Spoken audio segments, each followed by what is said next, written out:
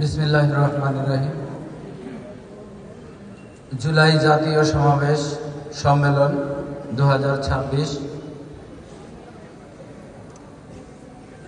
উপস্থিত আজকের এই সমাবেশের সম্মানিত সভাপতি জনাব নুরুল ইসলাম মনি এমপি, চিফ হুইপ, উপস্থিত বিশেষ অতিথিবৃন্দ, বিভিন্ন দপ্তরের মন্ত্রী মহোদয়, উপস্থিত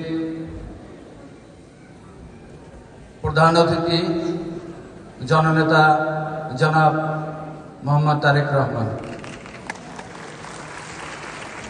আমি শহীদ শাহরিয়ার হাসান আলভীর বাবা। আমার ছেলে আগস্টের 4 তারিখ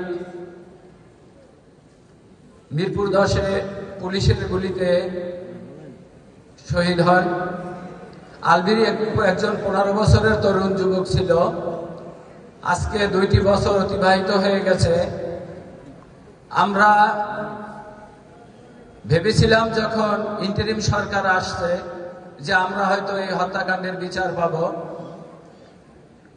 আলভী সহ আমার যে 1400-র মতো সন্তান বা ভাইরা দেশের জন্য জীবন দিয়েছে, আর এজন্যই আজকে আমরা এখানে একত্রিত হতে পেরেছি। কিন্তু দুঃখের বিষয়, ইন্টারিম আমাদের সাথে বিচারের নামে প্রতারণা করেছে। আপনারা দেখেছেন, আমরা বিচারের জন্য বিভিন্ন জায়গায় সংসদ ভবন আমরা ঘেরাও করেছি, সচিবালয় ঘেরাও করেছি, আন্তর্জাতিক অপরাধ ট্রাইব্যুনালও ঘেরাও করেছি, কিন্তু কোনো ফায়দা হয়নি। আমি সচিবালয়ে যেদিন এই বিচারের জন্য আন্দোলন হয়, আমি হার্ট অ্যাটাক করি গত আগস্টের 19 তারিখে। আমার বুকে 3টা রিং পরানো।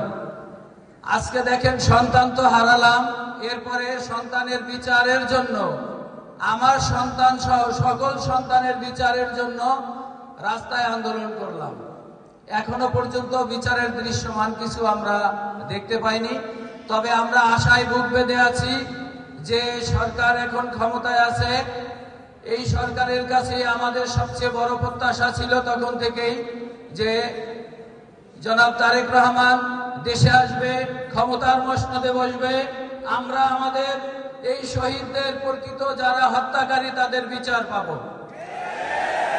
আমি আজকে জনাব তারেক রহমান, তার কাছে আমার একটাই চাওয়া, এখনো আপনার এই সরকারের সময় আমরা যেন প্রত্যেকটা হত্যাকাণ্ডের বিচার দৃশ্যমান দেখতে পাই, এবং যারা এখনো এই হত্যাকাণ্ডের সাথে জড়িত, যারা এখনো ঘুরে বেড়াচ্ছে, তাদেরকে অবিলম্বে গ্রেফতার করা হোক।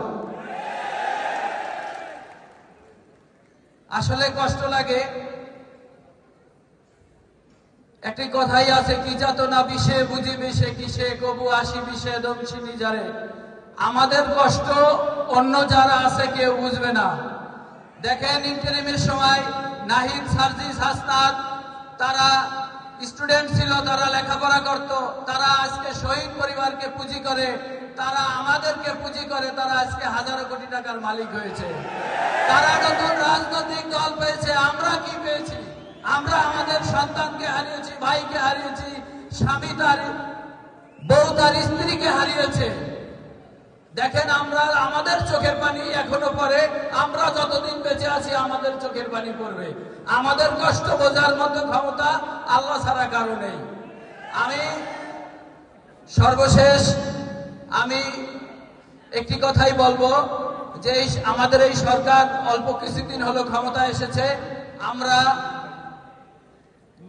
দলমত নির্বিশেষে সবাই সরকার যাতে সুষ্ঠুভাবে দেশ পরিচালনা করতে পারে, আমরা সরকারকে সহযোগিতা করতেছি এবং করব ইনশাআল্লাহ। এবং এই সরকার যদি ক্ষমতা থাকে, ইনশাআল্লাহ শহীদ পরিবার, আহত যোদ্ধা এবং সারা বাংলাদেশের মানুষ, আমার বিশ্বাস সবাই ভালো থাকবে। পরিশেষে সবাই সুস্বাস্থ্য ও দীর্ঘায়ু কামনা করি। আপনি অসুস্থ মানুষ, আপনারা আমার জন্য সবাই দোয়া করবেন। আসসালামু আলাইকুম ওয়া রাহমাতুল্লাহ।